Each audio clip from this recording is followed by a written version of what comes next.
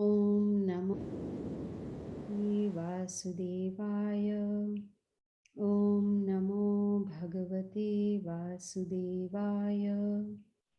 Om Namo Bhagavate Vasudevaya.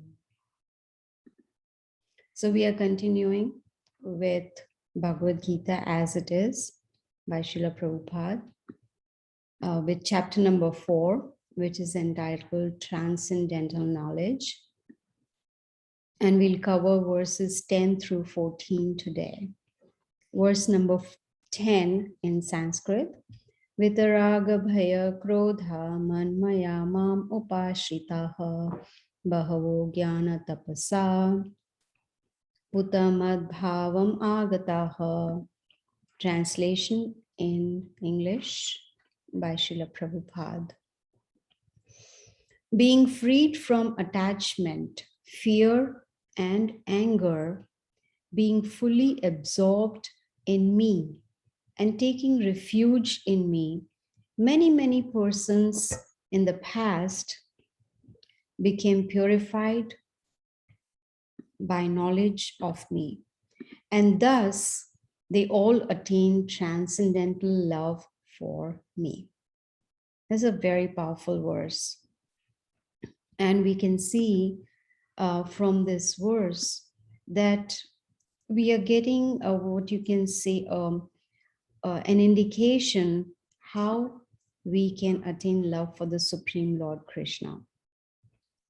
And here he says, first of all, one should be freed from attachment, fear, and anger. In chapter 2 of the Bhagavad Gita, we learned about anger. What is the reason we get angry? And Krishna explains to Arjuna that when the senses come in contact with sense objects, then there is a desire and attachment for that object. It could be anything. And if we do not get what we want, that leads to anger. And anger leads to bewilderment of memory, intelligence is lost, and a person falls down. So here, Krishna is making it very clear that if we want to attain pure love for the Supreme Lord, then we have to be freed from attachment, fear, and anger. And not only that, being fully absorbed in Him and taking refuge in Him. And he's making it very clear that in the past, many persons have become purified by this process. And they have also attained transcendental love for Him. So it becomes important for us to understand that if we become too attached materially, then we will not be able to understand the Supreme Lord Sri Krishna. In the second chapter, that is actually especially in the beginning of the Bhagavad Gita, the first instruction that is being given to us is that we are not this body and we are the spirit soul. So if a person remains on the bodily concept of life, then it's not possible to understand the Bhagavad Gita or the Supreme Lord. And if we are ignorant of our own real identity, who we really are, then it is as good as being in a diseased condition. Just like when we have a disease in the body, we go to a doctor and the doctor gives us a prescription medication, or we have to go to the pharmacy and get the prescription and then take that medication to get cured. But as far as spirituality is concerned, as far as not being completely materially attached, we definitely need guidance from a guru or someone who is self-realized. In the scriptures, it is said, Ado Shraddha Tatha Sadhu Sangha Bhajana Kriya Anartha Nivriti. It gives a complete nice process, step-by-step process, how we can attain pure love for the Supreme Lord. First of all is Shraddha. Shraddha means faith, at least basic faith. For instance, the Bhagavad Gita clearly states, Shri Bhagavano Vacha, the Supreme Lord said. So if we have that basic faith that this Bhagavad Gita that we are studying today was actually spoken by the Supreme Lord Krishna himself, then we can build upon that faith. Then we do sadhu sangha, which means we associate with spiritually minded people, associate with those who have understood or learned the Bhagavad Gita. And then bhajana kriya, we start following the process, putting it into practice. So there's theory and then there's practical. And then what will that lead to? Anartha nivritti. Anarthas means unwanted things that are there in the heart, like lust, anger, greed, pride, envy, etc. So if we just understand the Bhagavad Gita, what exactly is Krishna talking to us about, and then put that process into practice, that will lead us to pure love for the Supreme Lord. And the first step is to hear. Hearing is important. When we hear, then we can at least go to the next level, which is meditation, mantra meditation. And this needs to be done under the guidance of a teacher. And then we will become free from illusion. This is how it works. And then gradually, love for the Supreme Lord will develop. Let's see what the Lord has to say in the next verse, which is verse number 11. Ye yatha ma prapadyante tam stathaiva bhajami mama vartamanu vartante manushya partha sarvasha. The translation: as all surrender unto me, I reward them accordingly. Everyone follows my path in all respects, O son of Pritha. So here, this is, I would say, a very fair, it's very fair. As you surrender, so you get rewarded. Just like, whatever work we do in the office or at a place of work, we are rewarded accordingly. If we don't do our job properly, then we are asked to leave the job, we are fired. So here, Krishna says that as one surrenders, so if I want to just put in 10% of my efforts to understanding Krishna, or trying to follow his instructions, then my reward will be accordingly. It's not that I'm going to get 100% reward. It's like, I tell you I'm going to give you $10, you give me $100. It doesn't work that way. But here, more importantly, he says, everyone follows my path. Manushya partha sarvashaha. Sarva means all, which means we, being the children of the Supreme Lord Krishna, we obviously will follow our father, who, Krishna is our supreme father. And he says, everyone has to follow my path. Now, it's just a matter of time. We may want to do it now.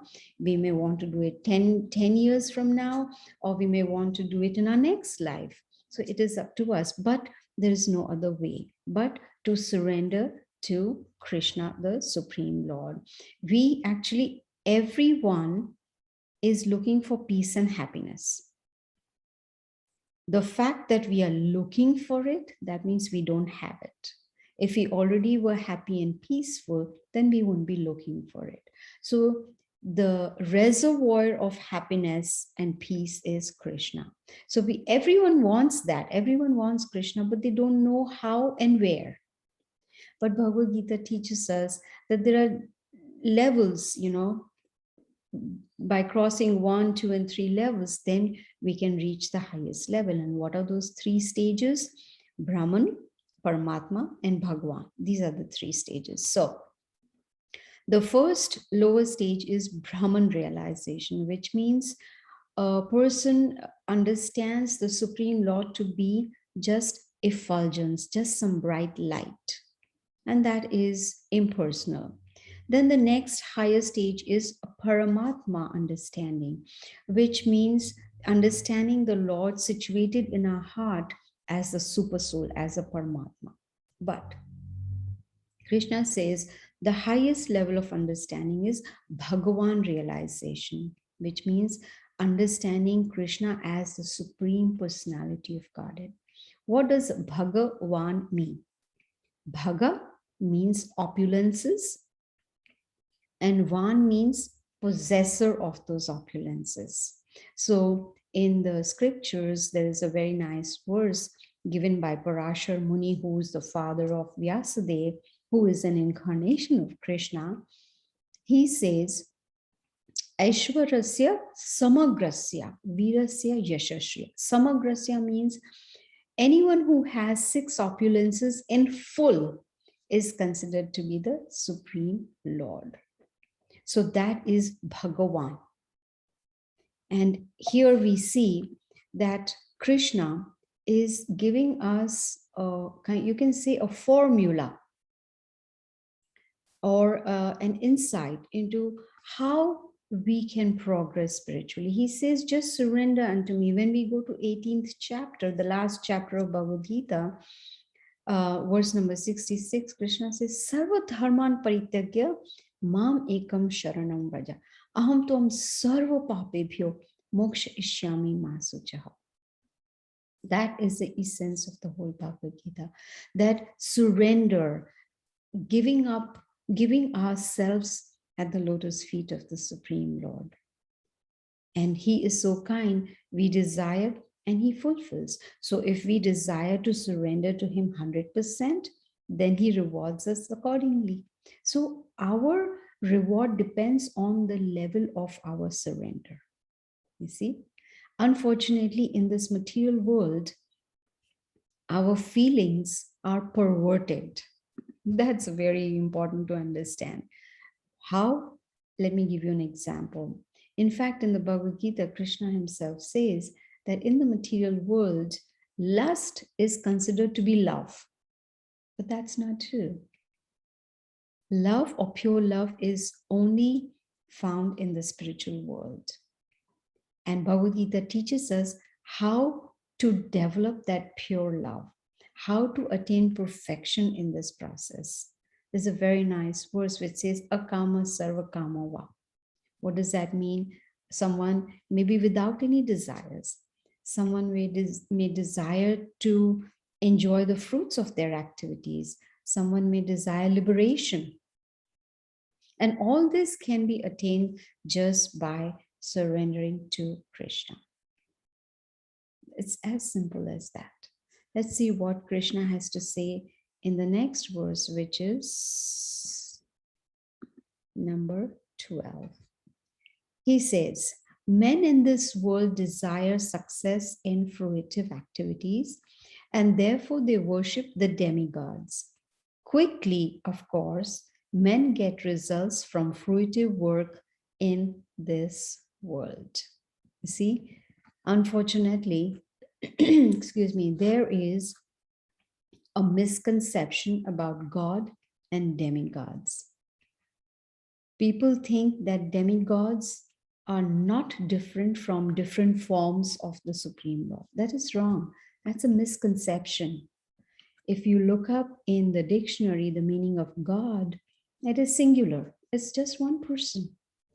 God is someone who has no one who's equal to him or above him. That is God. That is the Supreme Lord. So here there is God, and then he's talking about demigods. Demigods are parts of the Supreme Lord, and they are delegated with special powers. Why? So that they can manage this material world. They are not equal to Supreme Lord Sri Krishna. So here Krishna is saying that yes, some of them, they want to enjoy the fruits, like for instance, it is mentioned in the scriptures that if we want a beautiful wife, or if we want money, or if we want, a particular type of opulence, or if we want a son, and there are different desires. So for that, there are different demigods that can be worshipped, and demigods, they get pleased very quickly, and they, reward us with whatever desires we have. They give us quick benefits. But these benefits are material and they are temporary, just like this body is temporary and material. So here, it's important to understand the difference between God, which is Krishna, and the demigods, who are actually administrators working under the Supreme Lord, Sri Krishna. Excuse me. Verse number 13. According to the three modes of material nature and the work associated with them, the four divisions of human society are created by me.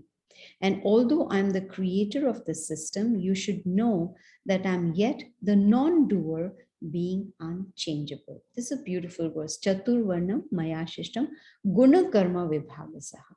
So here, Krishna is saying that, of course, he creates, and we will see in chapter 10 where he says, Aham sarvasya prabhavo mataha sarvam pravartate. He says, everything comes from me. He is the sustainer, he is the maintainer, he's the creator, and everything rests in him, which we will see in 11th chapter, where he will show the universal form, where we can see everything, everyone inside the body of Krishna. And because he is the creator, he's saying, I'm the one who has created the material modes of nature, goodness, passion, and ignorance. These are the three modes, which we will learn in detail in chapter number 14. The whole chapter is dedicated to the modes of material nature. But here, more important to understand is the four divisions that he's talking about. He has created four divisions. So there are four varnas and there are four ashramas.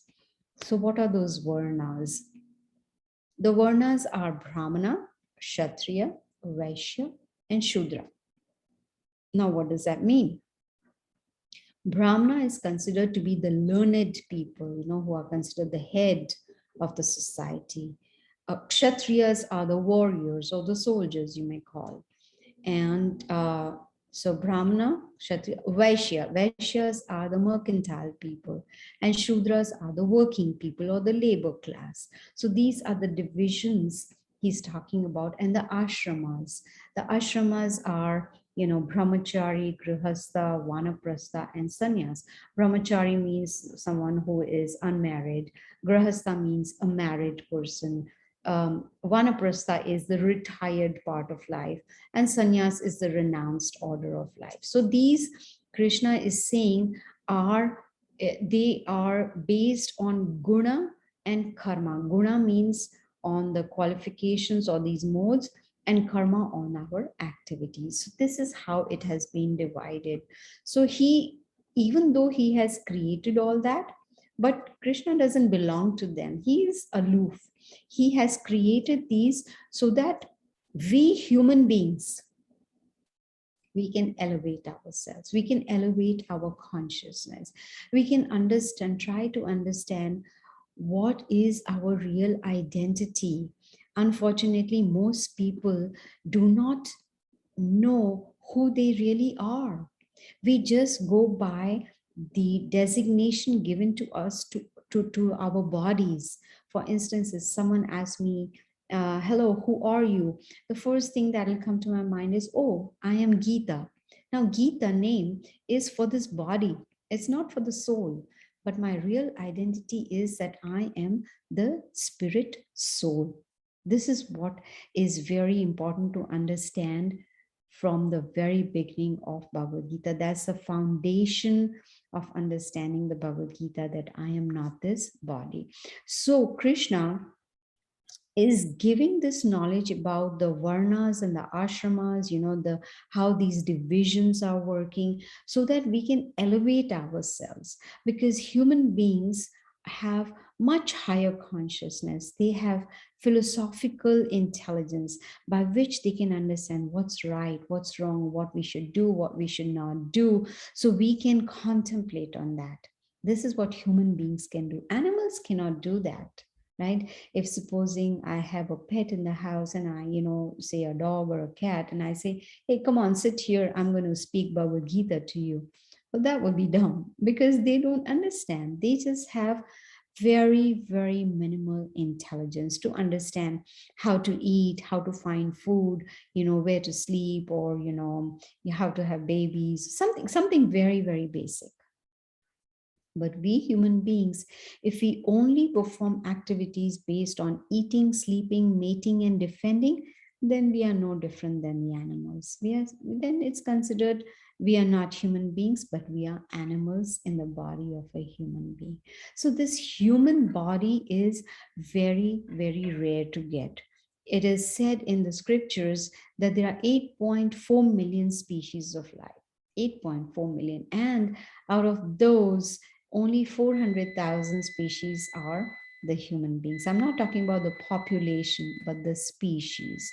So if a human being can somehow or the other understand Bhagavad Gita in a systematic way. Now, Bhagavad Gita is basically called the science of self-realization, where we ourselves can realize who we really are. So in a very systematic way, if we understand the Bhagavad Gita, then we will be able to change our consciousness, and we'll be able to do the same things that we do, like take care of the family, go to job, whatever our material duties maybe we will do, but we will do it in a different consciousness.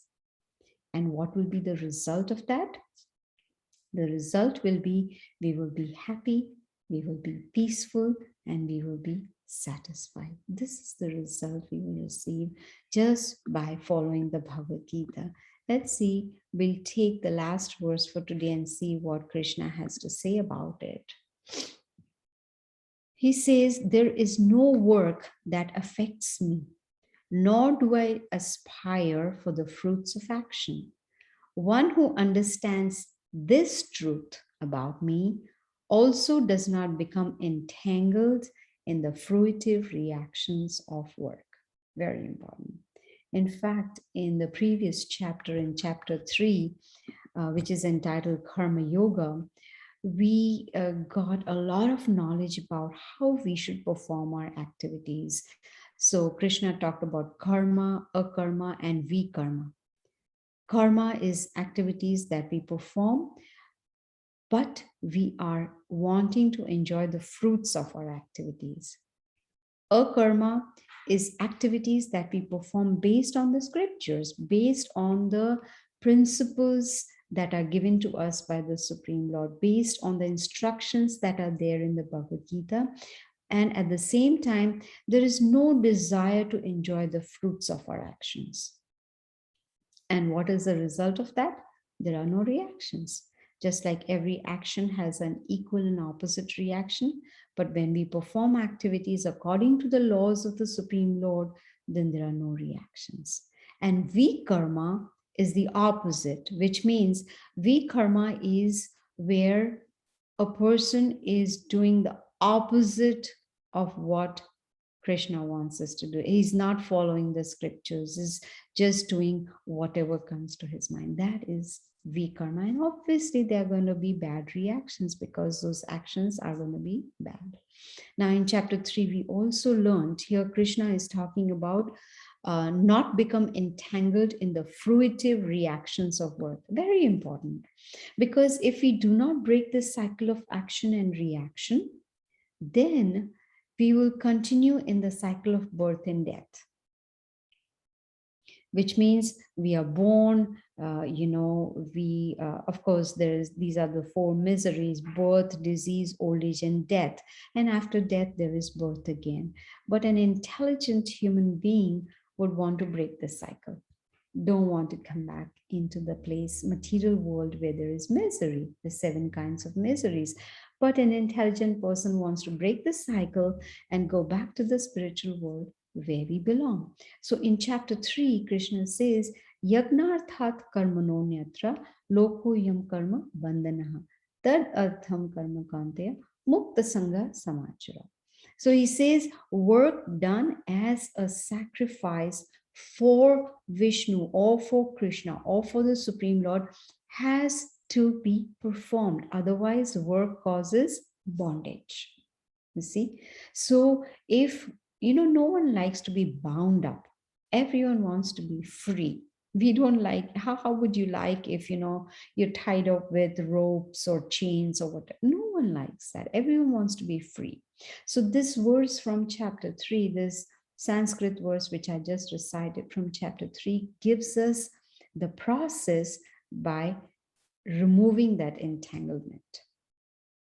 And the simple thing is to perform our work as a sacrifice for the Lord, which means the consciousness should be that, yes, I want to follow the instructions, I want to follow the laws of the Supreme Lord, and I am not really interested in enjoying the fruits of my activities. Then what will happen? There will be no reactions. And when there are no reactions, there'll be no suffering. Simple as that. So here we can understand that Krishna says, even though I am creating everything, everything comes from me, but he says, I'm not subject to these laws. Just like a king in his kingdom is not subject to the laws that he creates. It's the people, the citizens who are subject to those laws. So similarly here, Krishna says that I'm not affected by the activities of the material world. He remains aloof. But we, the living entities, we are the ones who get entangled. And to remove this entanglement, the solution is to get liberation. And to understand that, we need to, to get liberated, we need to understand the Bhagavad Gita. If we, as human beings, are just going to live like animals, eat, sleep, mate, and defend, then there will be no self-realization. Then there's going to be no liberation. Unfortunately, most people are only engaged in enjoying the senses. Just their whole, like, there's a saying that some people, they live to eat. But it should be the other way around. We should eat so that we can live, so we can maintain the body and soul together. So the purpose of life is not eat, sleep, and be merry. No. Human body is given to us so that we can become self-realized, so that we can understand who we really are, what's our real identity, where have we come from, what are we doing here, why are we suffering, how to break the cycle of suffering, and how to go back to a place where there is no suffering at all. This is what an intelligent person will think about. But if someone is busy in enjoying the senses or doing fruitive work, or wanting to say, I'm going to do this so that this is a benefit I'm going to get, then it's going to remain in the cycle of birth and death. You see, so it's important to understand that yes, we have this rare human form of life, we've got all the facilities, but at the same time we have got regulations also. Just like I have a car, I drive a car, but at the same time there are traffic rules, there are regulations. So I am responsible for my actions. If I am going to speed, I'm going to get a ticket. I am responsible for that action of mine to speed. If I cross the red light, I am responsible for that because it was my action, right? It is not the government or the head of the state or whoever is responsible. No, they have given us the laws, and similarly, Krishna, the Supreme Lord, has given us the laws, and we need to follow them.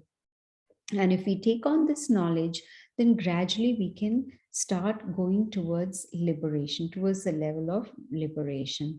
And the best way to also, in fact, it's a very simple process to achieve liberation, at least take the first step towards liberation. Now, liberation doesn't mean that you give up this body and you go somewhere. No, that's not liberation.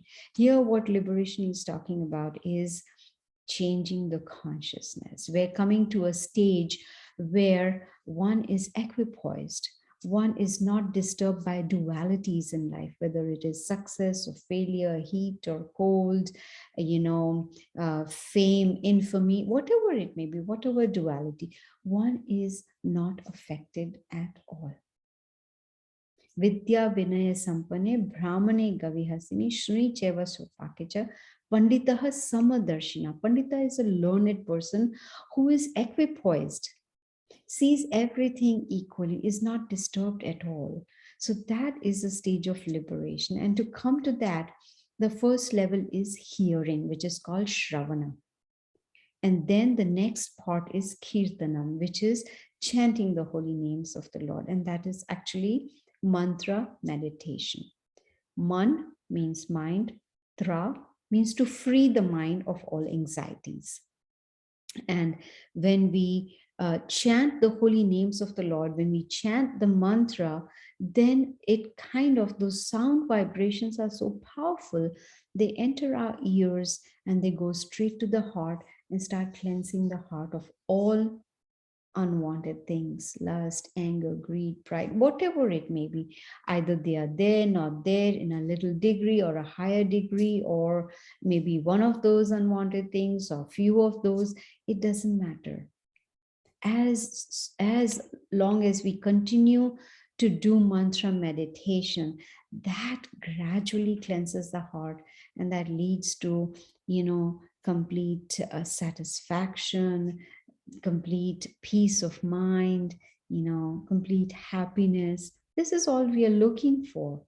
No one, gets up in the morning and prays to the Lord, oh, please give me some disease, or please make me very upset today, or please make me very sad or depressed today. No one does that. Everyone is praying, oh, I want some peace of mind, I just want to, be completely at ease. I don't want any anxiety at all.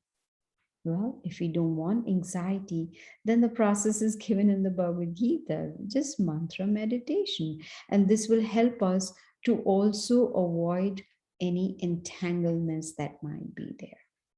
You see, in this body that we are right now, it is given to us on lease, just like we take an apartment on lease. We sign a lease, 2-year lease, 1-year lease, or month to month basis lease, or whatever it may be. As soon as that lease expires, we have to vacate that apartment and look for another one.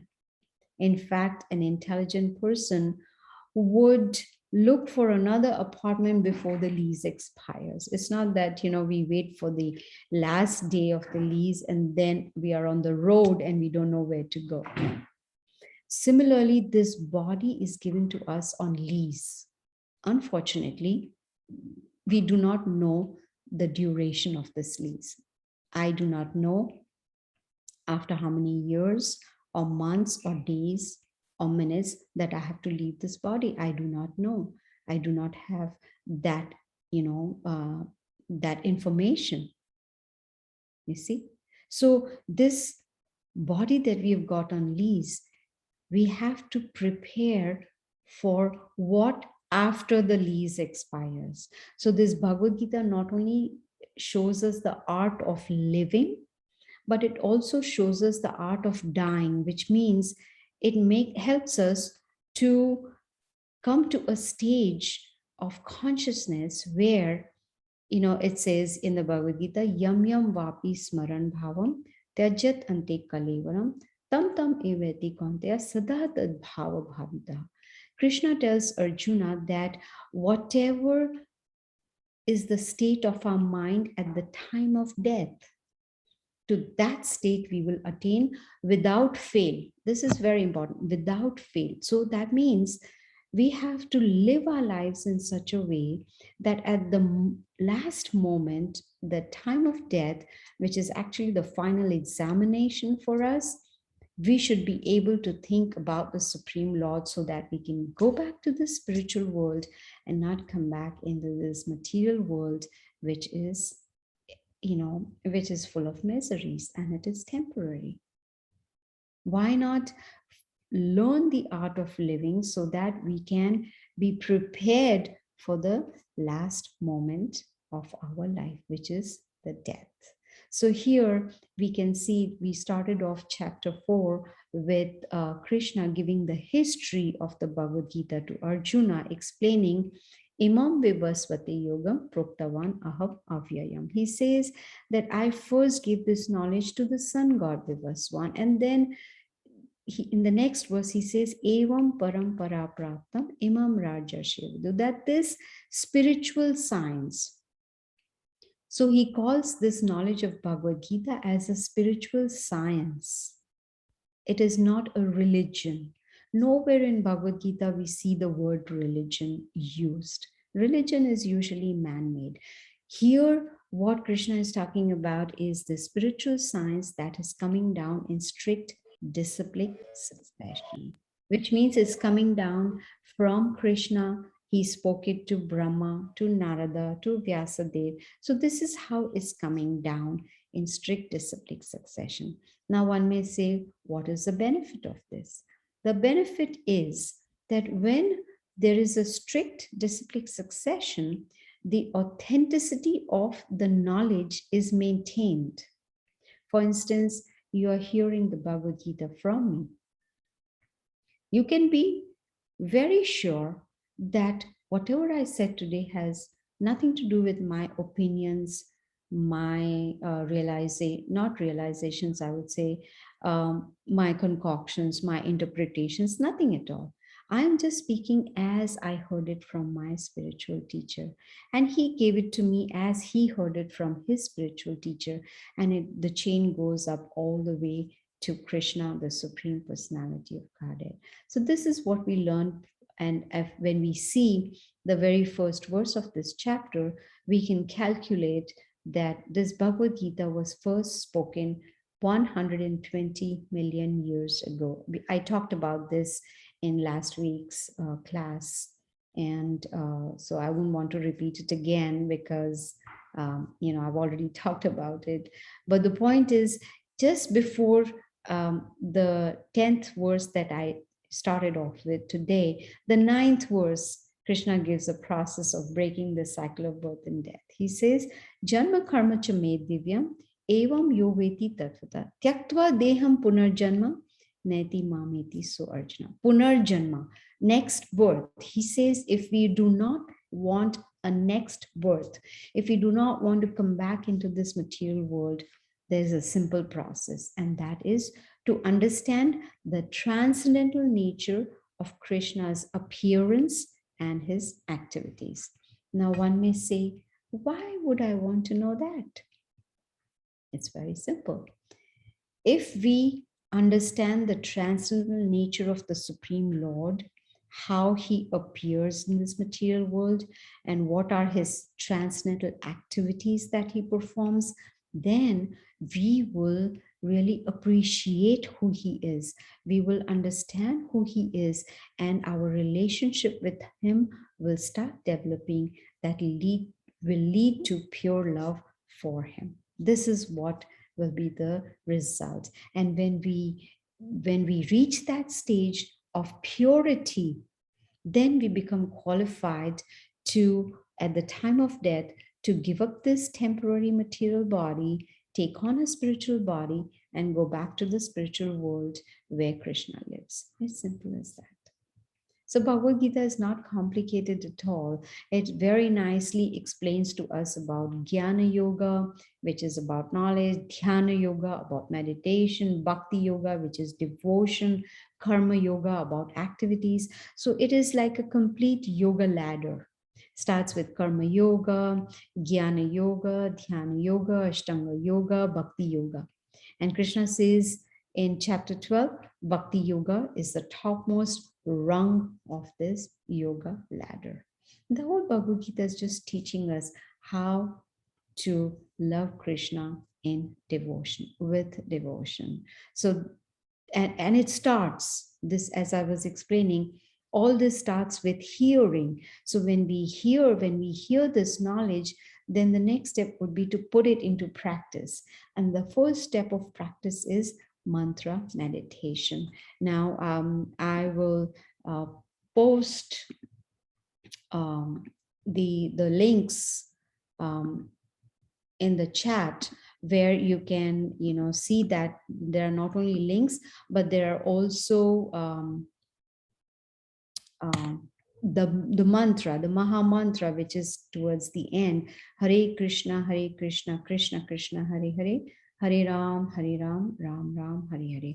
In the Vedas, it is mentioned, Krite yadhyayato Vishnum Tretayam yajato make.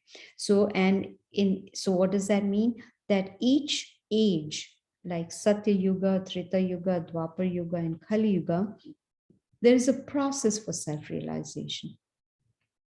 In the Satya Yuga, which is the first age, the process was meditation for thousands of years. In the next age, which is Treta Yuga, it was fire sacrifice.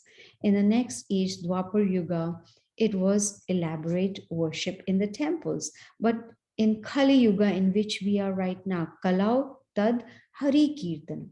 Kalau Tad. Kalau means in Kali Yuga, Tad means we get the same benefit that were received in the other ages by meditation, fire sacrifice, elaborate worship. We get the same benefit by Hari Kirtana, by chanting the holy names of the Lord. That is why in all my classes, towards the end, I stress the importance of doing this mantra meditation. It brings about a lot of peace of mind and makes us very happy. So my humble request to you is that you please chant this Maha Mantra on a daily basis, maybe 10 minutes, and you will notice the difference. So let me give you a demonstration of that. I'll just chant for a few minutes and you can see how to do this mantra meditation, and you can practice it on a daily basis. Let's do it for a few minutes. Hare Krishna, Krishna Krishna, Hare Hare, Hare Ram, Ram Ram, Hare Hare. Hare Krishna, Krishna Krishna, Hare Hare, Hare Ram, Ram Ram, Hare Hare. Hare Krishna, Krishna Krishna, Hare Hare, Hare Ram, Ram Ram, Hare Hare. Hare Krishna, Krishna Krishna, Hare Hare, Hare Ram, Ram Ram, Hare Hare. Hare Krishna, Krishna Krishna, Hare Hare, Hare Ram, Ram Ram, Hare Hare. Hare Krishna, Krishna Krishna, Hare Hare, Hare Ram, Ram Ram, Hare Hare. Hare Krishna, Krishna Krishna, Hare Hare, Hare Ram, Ram Ram, Hare Hare. Hare Krishna, Krishna Krishna, Hare Hare, Hare Ram, Ram Ram, Hare Hare. Hare Krishna, Krishna Krishna, Hare Hare, Hare Ram, Ram Ram, Hare Hare. Hare Krishna, Krishna Krishna, Hare Hare, Hare Ram, Ram Ram, Hare Hare. It's very, very simple. So I'm going to end here now. If anyone has any questions, you are welcome to ask.